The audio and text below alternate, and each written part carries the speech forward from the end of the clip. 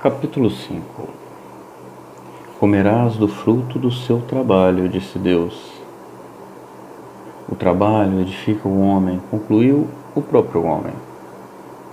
Trabalhar demais é vaidade, analisa Salomão. Como ter certeza de algo se buscamos por toda a vida? Enquanto somos frutos, analisamos o mundo do alto de uma árvore a mais, sendo mais um que não cairemos longe dela. Quando caímos, percebemos, além da dureza do chão, que o terreno não é maior que um simples quintal.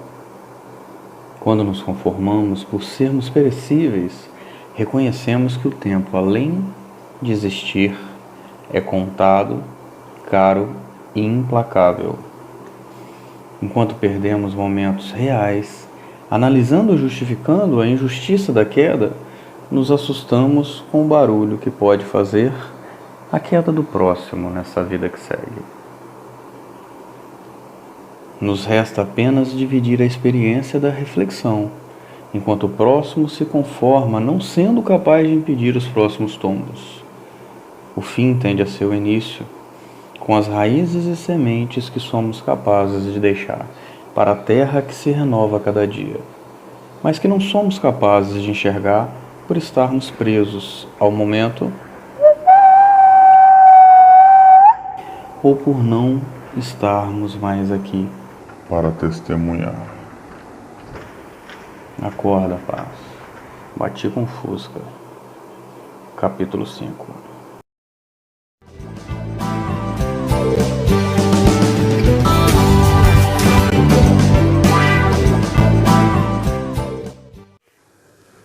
Palavras ao vento. No prédio da Chifatura de Polícia, a eficiente equipe do delegado John Will se reúne em volta de uma mesa grande, estilo fazenda. Herança do seu pai, John, indispensável a qualquer centro de operações montados por ele. Todos em silêncio aguardam as primeiras instruções passadas na reunião inaugural da equipe de elite formada por John Will, seus 5 elementos, Rabi, o escrivão, Marília, a investigadora, Pitbull, Rony e Rômulo, 2 irmãos brutamontes que conservam plena confiança e fidelidade ao delegado. E Montanha, um ex-corrupto policial que por algum motivo vivia recebendo segundas chances de John. Com a palavra, o senador mais odiado por todos, agora chefe supremo, ao lado direito, Lucão, o segurança do homem, há 18 anos. Do lado esquerdo, Witch, o esqueleto largato fiel. Bom, sei que muitos dos senhores não combinam muito comigo, por divergências de pensamentos. Inversão de valores, talvez. Alfineta Marília. Silêncio no ambiente. Que seja. Mas por algum motivo o presidente acha que essa é a formação perfeita para o novo núcleo de segurança e inteligência formado e administrado diretamente por ele. E seremos só nós? Pergunta Montanha. Não, responde Will. Segunda, se unirão 2 policiais federais e 2 policiais rodoviários federais, escolhidos a dedos por ele, pessoalmente, o presidente, viu? Se integrarão a nós 2 rodoviários federais, isso é um sinal que investigaremos algo relacionado a rodovias, afirma John. Bem provável. Que seja, mas por algum motivo o presidente acha que essa é a formação perfeita para o novo núcleo de segurança e inteligência. Mas, até este exato momento, esta investigação, bem como essa força-tarefa, é estritamente secreta, pois tem lidado com gente muito poderosa e com muitos ouvidos por todo este país. Como a primeira missão, preciso de um voluntário para achar uma nova sede de operações, uma casa, uma bela casa discreta, mas confortável para abrigar nossa equipe, longe dessa chefatura. pois teremos recursos próprios e de fácil liberação para a independência dessa missão. Eu posso procurar a casa ideal, assume Rony. Ok. Nosso próximo encontro deverá ser na nova sede, já com a equipe completa para recebermos as atualizações das investigações anteriores. Então a investigação já está em andamento? Pergunta Marília. Estava, até a morte de seu responsável, bem como 3 policiais da equipe, em uma emboscada na semana que passou. Enquanto pairava no ar o silêncio assustador na sala, todos iam percebendo a real situação do que estavam se envolvendo, até que concluiu o senador. Por isso, exijo silêncio. I wanna love you and return. Oh, pista maravilhosa! Passear ou passar pela rodovia ES-010 para Rony sempre foi uma terapia. A rodovia, por tantos anos, havia sido um pouco mais deserta que o normal. Hoje, encontrava-se bem cuidada e completamente desenvolvida em suas margens. Cortava quase em sua totalidade o município, que viu crescer margeada por um belo litoral, com praias para todos os gostos, de desertas a super badaladas. Rony tinha nessa manhã, além de uma missão, encontrar uma bela casa, um projeto de estar novamente próximo ao mar. Depois de uma longa temporada no interior do país, em meio à densidade de florestas intermináveis fiscalizando fronteiras, depois do incidente investigativo com o filho do senador. Por ironia ou manipulação, sei lá, de um destino incerto, seria hoje seu chefe. Rony cultivava um ódio grave, alimentado diariamente pelo suposto mafioso senador desde sua transferência para o mato. Durante o tempo que morou isolado, seus únicos amigos seriam uma equipe anti-civilização que coordenava a repressão de todo tipo de contrabando: cigarros, drogas, armas e dinheiro, muito mais comum do que se imagina.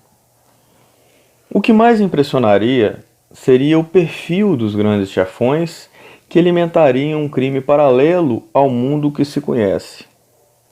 Muito dinheiro nas mãos de homens teoricamente simples, pequenos fazendeiros que com o acúmulo de dinheiro sujo se tornavam grandes latifundiários, fortemente protegidos e quase sempre escondidos.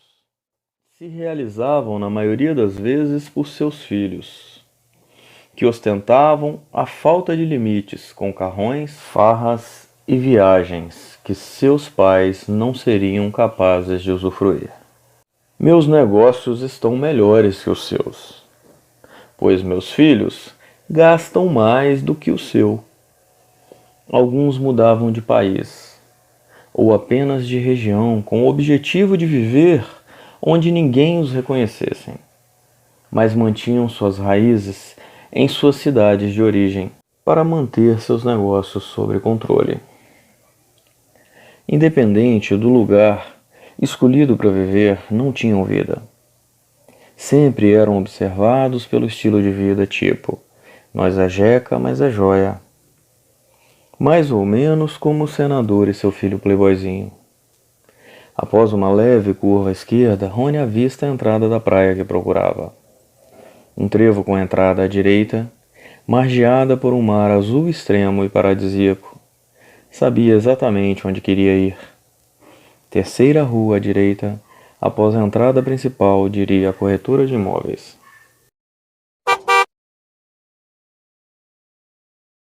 Em casa, John Will admirava a vista noturna da cidade, que parecia nunca dormir. Do alto de sua cobertura 100% financiada, de um prédio familiar vendido a terceiros como ele, 1 milhão de lugares no mundo o seduziam, mas nenhum como a sua própria casa. Seu lar fazia questão de manter sua decoração antiquada, ou clássica, como gostava de dizer sempre.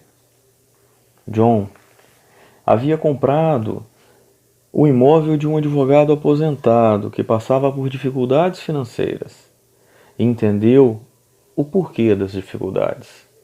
Desde sua mudança, nunca conseguiu concluir todos os reparos necessários ao imóvel, que apresentava novos problemas diariamente. Mesmo com todos os seus problemas de conservação, era capaz de exalar personalidade.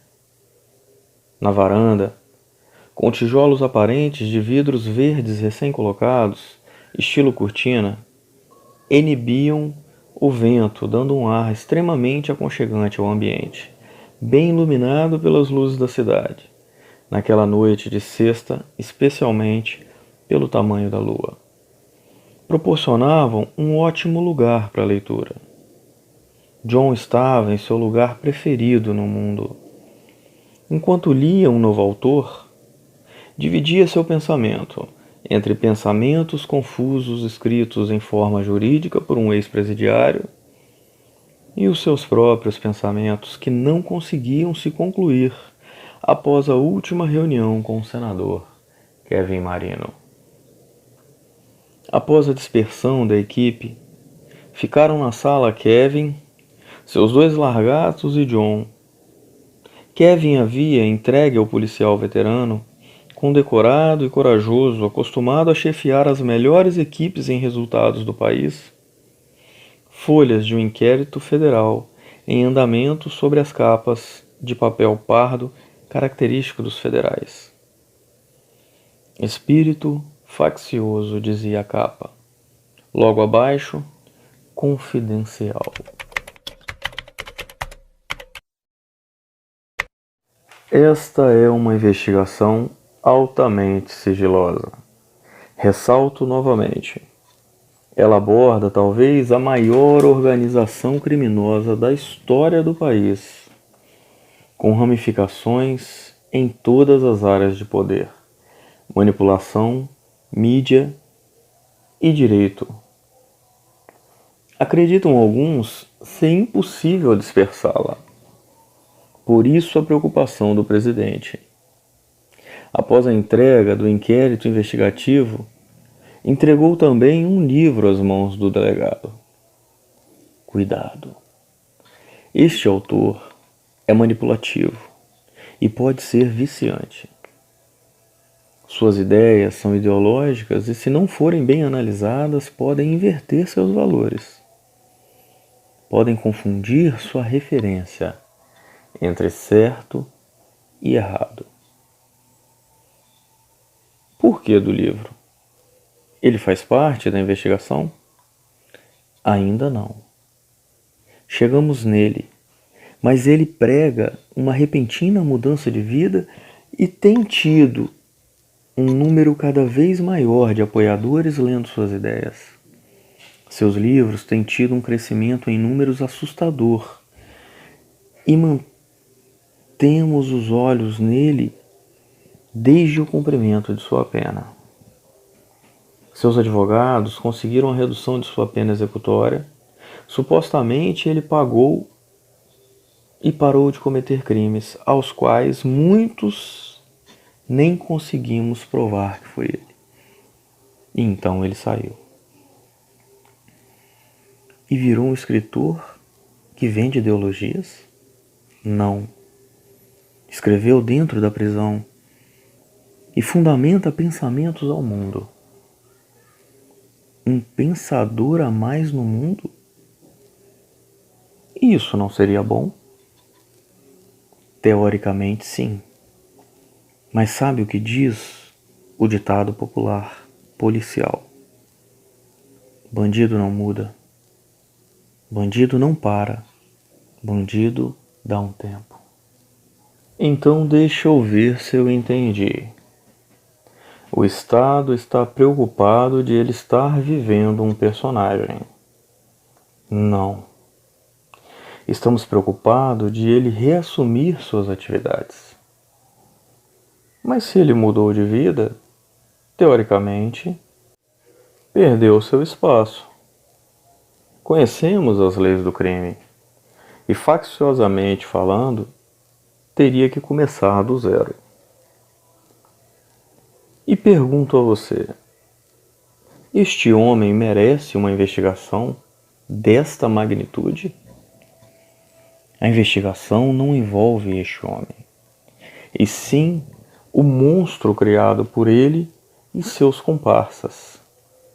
Por isso, o Estado de Direito Investigativo mantém os olhos abertos sobre os fundadores, conselheiros e qualquer um que faça, fez ou pretende fazer parte desta organização facciosa que acreditamos hoje ter vida própria.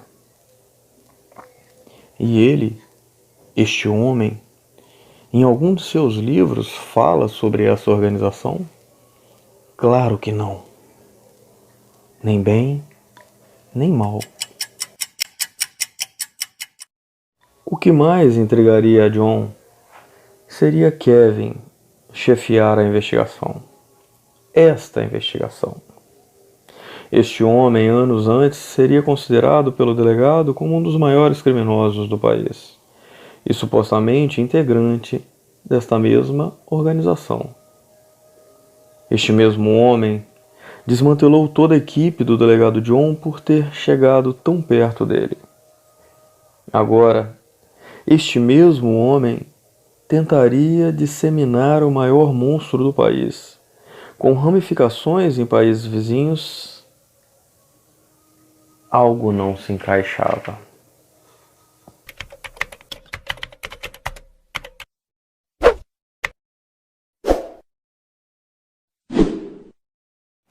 Capítulo 6.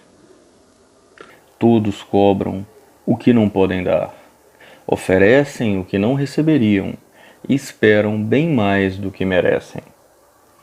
Em uma sociedade organizada, escolhemos quem possa nos representar na esperança de ter tempo para observar um pouco mais, em um momento que a vida segue, com ou sem você.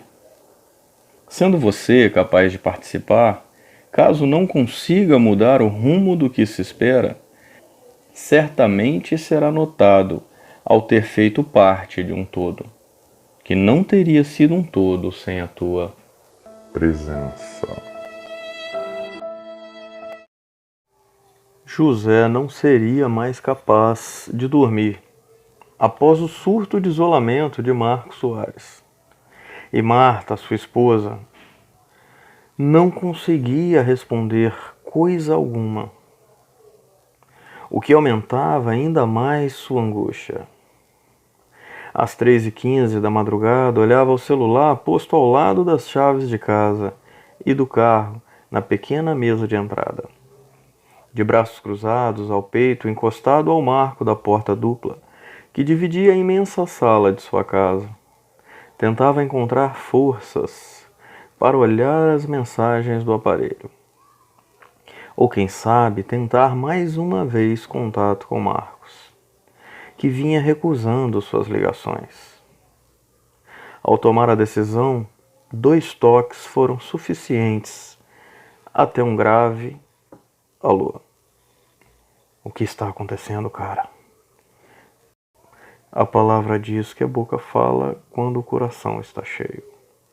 Eu estava apenas me enchendo. Temos 1 milhão de compromissos e você arruma tempo para surtar? Estou devendo ainda 50% da aeronave que compramos. Os credores não esperam. Você comprou. Eu tenho tudo o que preciso. Me acostumei com tão pouco que qualquer conforto é luxo. Luxo é luxo. Que seja. O que digo aos contratantes? Não quero mais. Diga isto. Do que vale o trabalho se não apresenta mais sentido algum? O que foi feito, foi feito. Marcos, as pessoas gostam das suas palestras. Elas ajudam a divulgar os livros E as discussões com o público ajudam muito nas vendas. Nem tudo envolve números, José. Mas vou fazer uma última, marcada na faculdade de Direito que meu pai estudou. Devo isso a ele. Mesmo não estando mais aqui para ver, gostaria de escrever seu nome naquela instituição. Ok. Vamos voltar a viver um dia de cada vez. E Marta Mara, está bem? Não tenho que lhe dar satisfações sobre a rotina da minha esposa. Sabia que responderia isso. Pensa. Acho que está voltando ao normal. Depois de um mês isolado em casa do mundo inteiro, Marcos até estaria feliz em estar com Mara naquela sala de espera para palestrantes por trás de um auditório de convenções, daquela que seria a faculdade dos sonhos de toda uma vida para ele.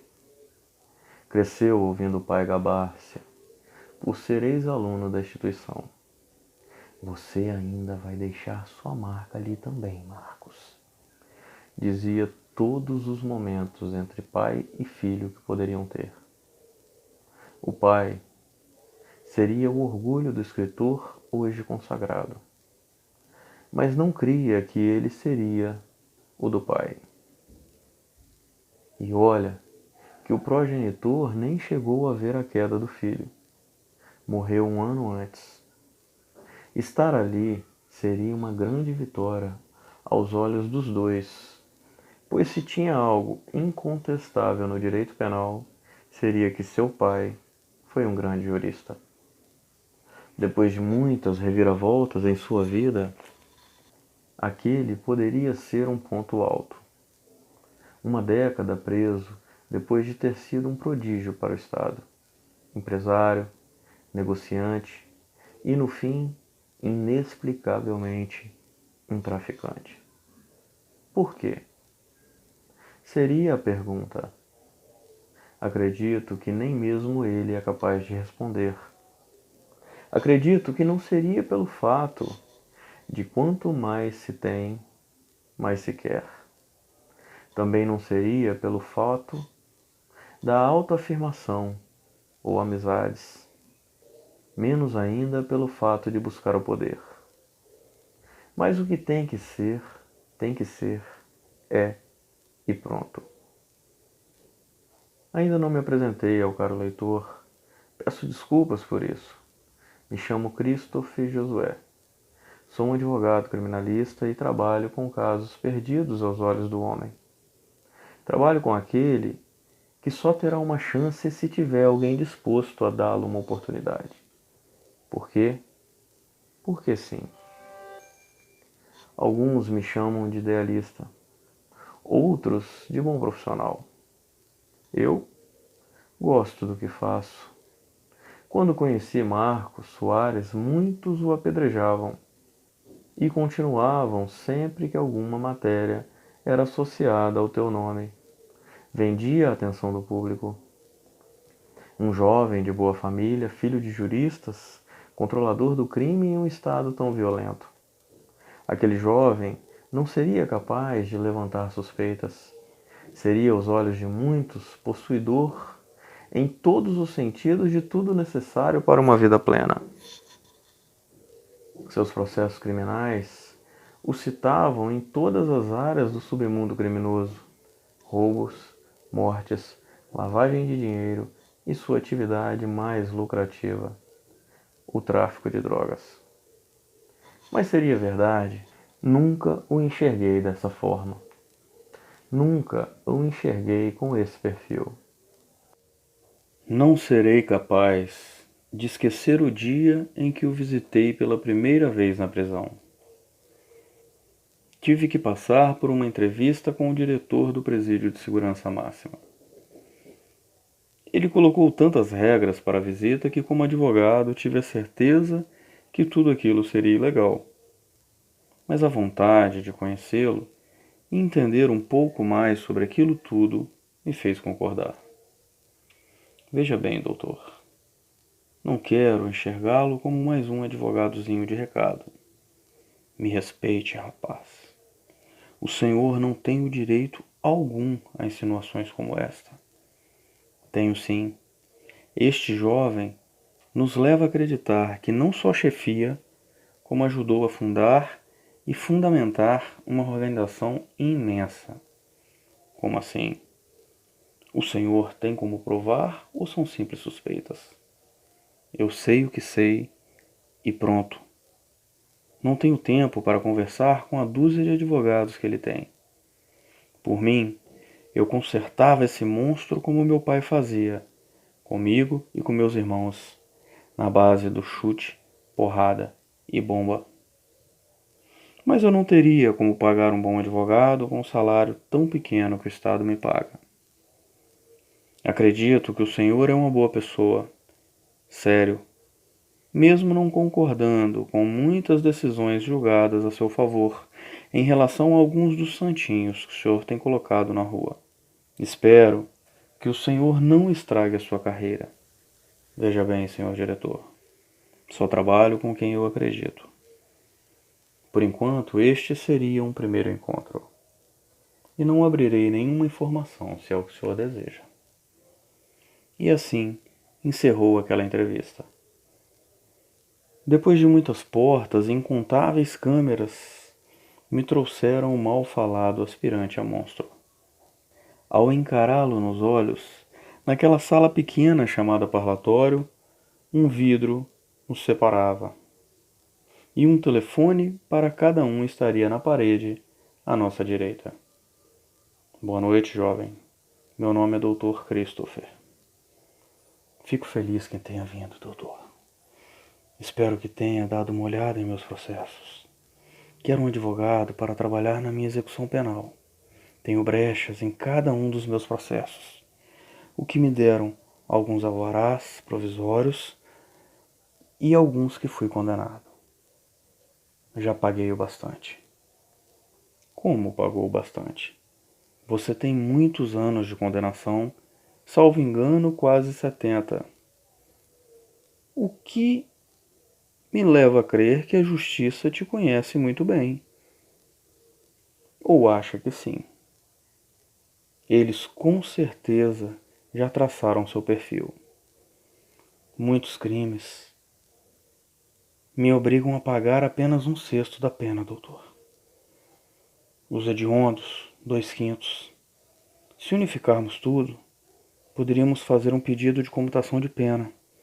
Poderia fazer um pedido em 2 anos, talvez. 3. Estaria no regime semiaberto, visto que já tenho quase uma década de tranca. Tem algum tipo de formação acadêmica? Parece conhecer muito bem os termos. Leio muito. Converso bastante também. Tenho acesso a alguns advogados.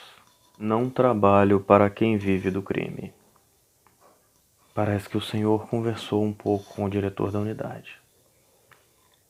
Parece que ele é um pouco rigoroso com suas visitas. Ele não acredita que um homem pode mudar. E você, acredita? Sou prova disso. Me convença. Te proponho um acordo. Não cometo mais crimes e o senhor unifica as minhas condenações. E me dá um número real em relação ao que devo pagar realmente. Vou pagar tudo, sair e recomeçar. Porque eu, segundo os meus cálculos, entre 1/6 e 2/5 e 3/5, devo ficar preso por pouco mais de 10 anos. Para mostrar isso ao juiz de execução penal, que só me conhece pelo papel, preciso de um advogado sério e que tenha crédito com a justiça. O Senhor é este homem. O Senhor é este nome. E você, em liberdade, vai fazer o quê? Viver. Enquanto eu estava na plateia, para assistir àquela palestra, lembrando da visita a Marcos, poucos anos atrás, acordo com a entrada do palestrante. palmas, de repente. Mas guardem as suas palmas para aquele que é digno delas. Hoje gostaria de frisar a todos nessa sala que é um prazer estar aqui, livre sendo boca, pois por muitos anos só tive o direito de ser ouvidos. Hoje, juntos, ilustres estudantes de direito, temos o privilégio de dividirmos a oportunidade de pensar. Platão disse: a mente é a consciência conversando com si mesmo. 480 anos antes de Cristo. O nome dessa palestra: Direito Penal por um Apenado. Ela é totalmente livre para perguntas e vale frisar a qualquer momento. Na plateia, sempre novos rostos por todos os lados para Marcos. Hoje, um juiz, 2 promotores e centenas de estudantes. E Dr. Christopher, homem que proporcionou ao ex-criminoso uma virada projetada por Marcos. Pois muitos projetos desmoronam durante sua execução. Esta é a vida. Dr. Christopher conheceu Marcos através de um artigo publicado na internet, em uma rede social e replicado muitas vezes, @crônicas de um presidiário. Dizia o título e falava sobre a profissão de advogado.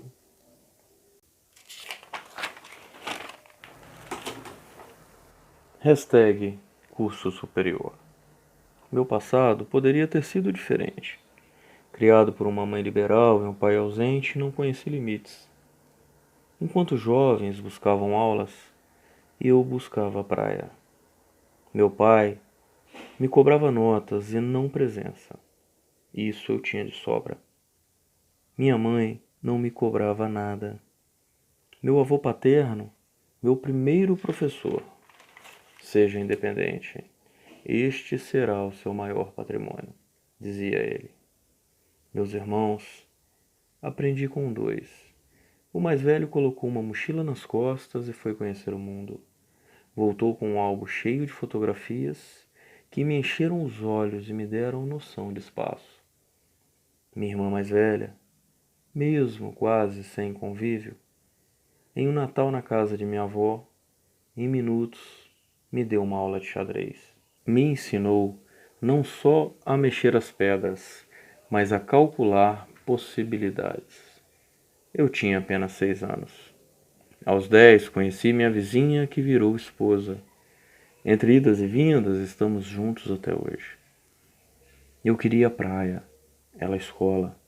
Eu queria cinema, ela trabalho. Eu queria motel, ela igreja. Hoje estou preso. Pelos seus joelhos não estou morto. Cumpro meus dias na esperança de voltar para casa, que hoje chamo de lar. De ser o pai que gostaria de ser. Diariamente aguardo a possibilidade de fazer diferente, de escrever capítulos novos neste livro hoje aberto que tornou-se minha vida. Se vou ter tempo, não sei. Lido com oportunidade à medida que aparecem. Meu futuro é limitado por magistrados que não me conhecem e me julgam pelo que lhes foi dito.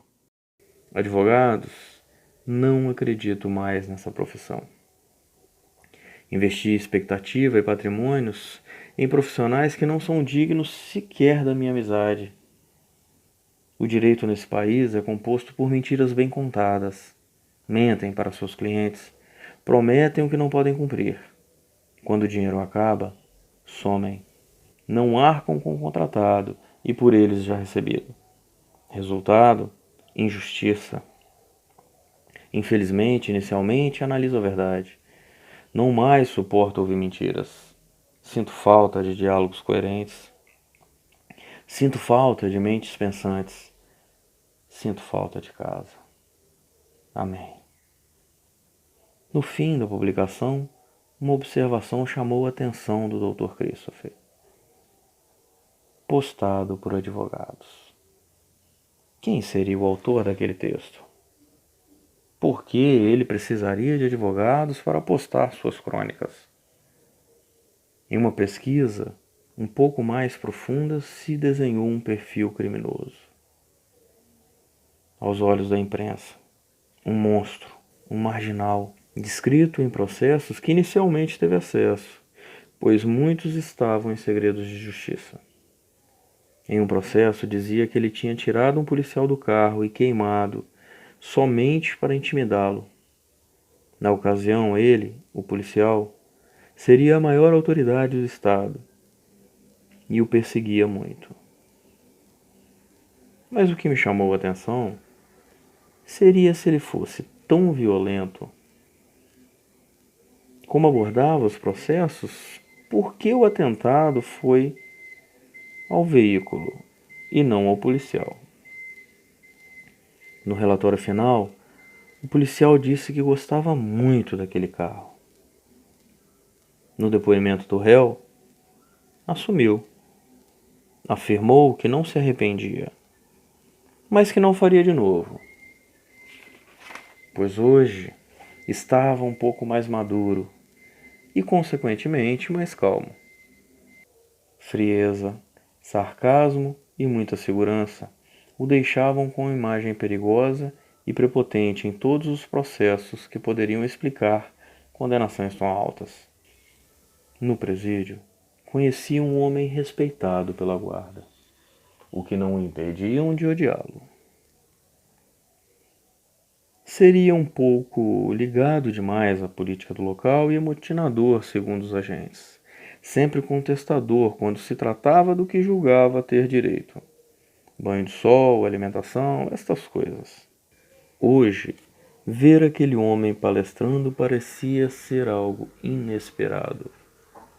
Talvez por isso tantos juristas estariam ali ouvindo um monstro redimido.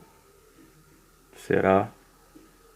Uma participação na plateia derruba Dr. Christopher dos seus pensamentos, direcionando sua atenção. Senhor Marcos, por favor, aqui a palavra. O senhor acredita que pagou pelos seus crimes? Ou apenas conseguiu uma brecha para ludibriar a justiça? Ninguém paga por tudo, porque meus depoimentos oficiais sempre foram: me reservo o direito de ficar calado. A justiça, apesar de ter sido instituída por Deus, é manipulada pelo homem, único capaz de produzir suas próprias provas. Sendo assim, o homem seria capaz de dar um número, mas Deus daria os dias e o tempo certo. Ninguém sai de casa querendo errar, afirmou Silvio Santos. Os que vencem, vencem, não importa como. Não alcançam a vergonha, disse Maquiavel.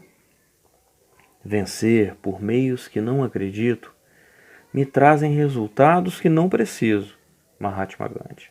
A Ezequiel afirmou que Deus instituiu as prisões para que se diminuísse o sangue na terra.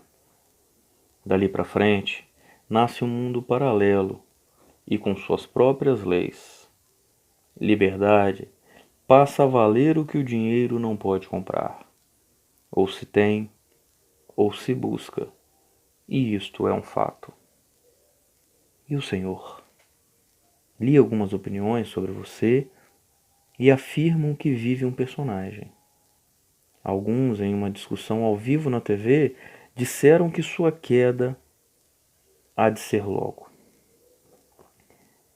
Acreditam alguns que o senhor ainda administra a organização que ajudou a criar. O que tem a dizer? Pausa. Silêncio e tensão são quebrados por um sorriso largo de Marcos. Eu poderia levar sua resposta para a demagogia, mas prefiro lhe afirmar que hoje vivo a verdade que conto. Pois quando se fala a verdade, se conta a mesma verdade sempre. Quando se diz uma mentira, logo tropeça na mentira de ontem. Tem coisas que só o tempo pode afirmar. Você acha que suas condenações foram justas? Pergunta um juiz, sem se identificar. Foram úteis. Me transformaram em quem sou hoje. Quem é você? Pergunta um aluno da faculdade, filho de um promotor aposentado. Já havia discutido com o pai sobre o caso de Marcos. Não gostava do escritor e, segundo o julgamento herdado pelo pai, morreria preso. Um ser humano como você, defensor do direito, que pela jurisprudência diária se transforma em pensamento comum, discutido e acordado, capaz de garantir o maior dos direitos, a vida. Este sou eu. E aquele que não pode mais voltar? Que não tem mais a vida que você defende? Muitos perderam para homens como você, o seu bando. Contesta um jovem irritado. Qual o seu nome, meu jovem? João, mentiu o jovem. João, Deus conhece você pelo nome.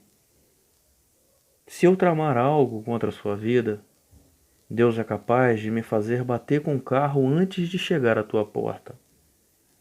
Basta que você esteja em seus planos. O direito é racional, afirma o juiz sem se identificar novamente. O direito é racional, afirma o juiz sem se identificar novamente. E você leva suas teorias para o lado da crença por religiões? Não vai conseguir me convencer assim de suas teorias. Fico feliz.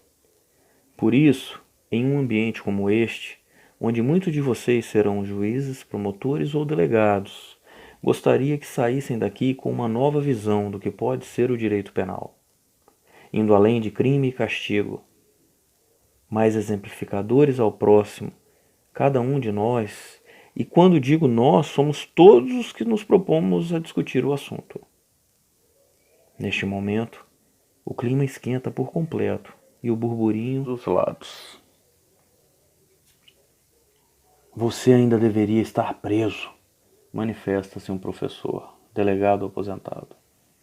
Seus livros são confusos e seu pensamento tem fundamentado um abrandamento penal. Não gosto disto. Não penso, nem prego sobre abrandamento penal. Abro discussões sobre o tema para que cada um possa formar peso de opinião concreta, para que algo mude. Se deve ficar muito tempo preso ou pouco tempo preso, o que há de fazer diferença é o que está disposto a fazer depois que a porta abre. E o mais importante, com tudo que aprendeu nesta que pode ser a maior das faculdades. É verdade que o senhor ajudou a fundar o crime organizado? Solidificou nesse estado o mal? O que fez virar um anjinho? Se a consciência seria a mente conversando com si mesmo, como afirma Platão, um dia todos hão de se entender. Além de tudo, creio que quando seus planos estão atrapalhando os de Deus, ele vem e muda tudo.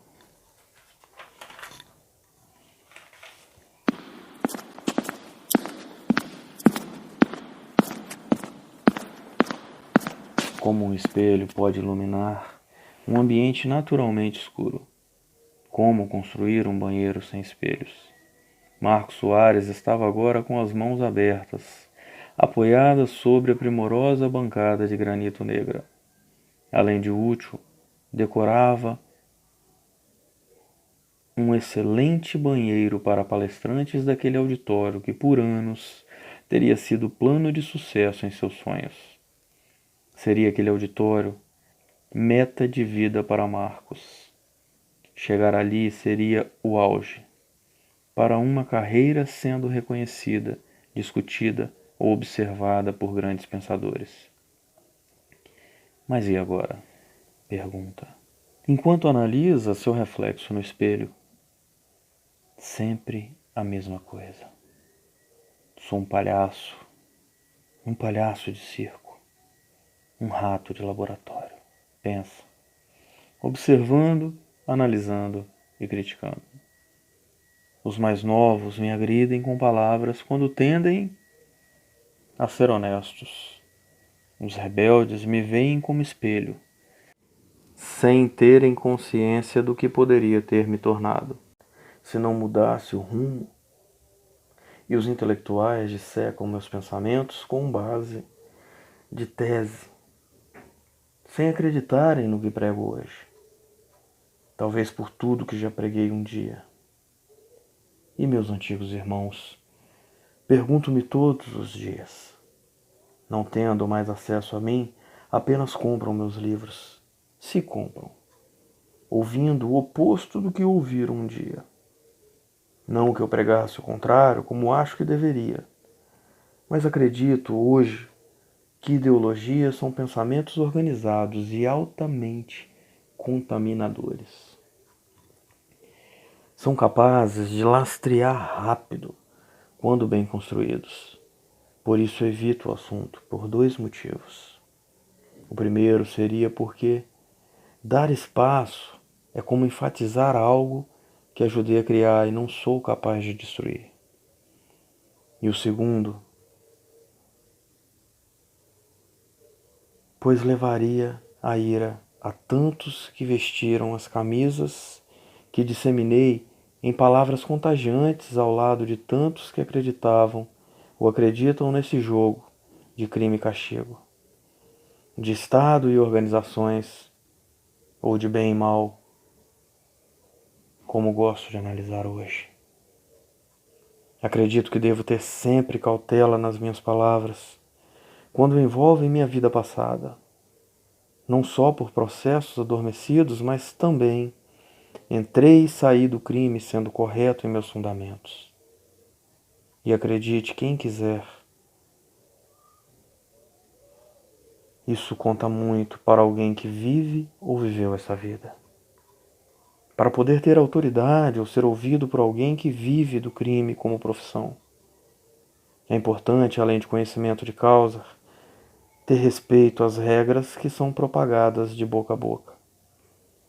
Esta tende a ser a ferramenta de mídia mais poderosa que o mundo pode conhecer, independente do mundo em questão. Olhar aquele espelho nessa noite abriu uma janela de reflexão profunda para Marcos. 1 milhão de dúvidas e cicatrizes incuráveis. No mundo de hoje, todos filmam tudo.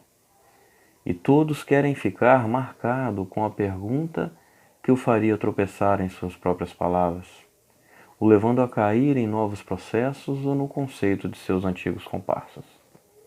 Cada pergunta abria novas discussões, o que levava Marcos sempre a ter cautela em suas respostas.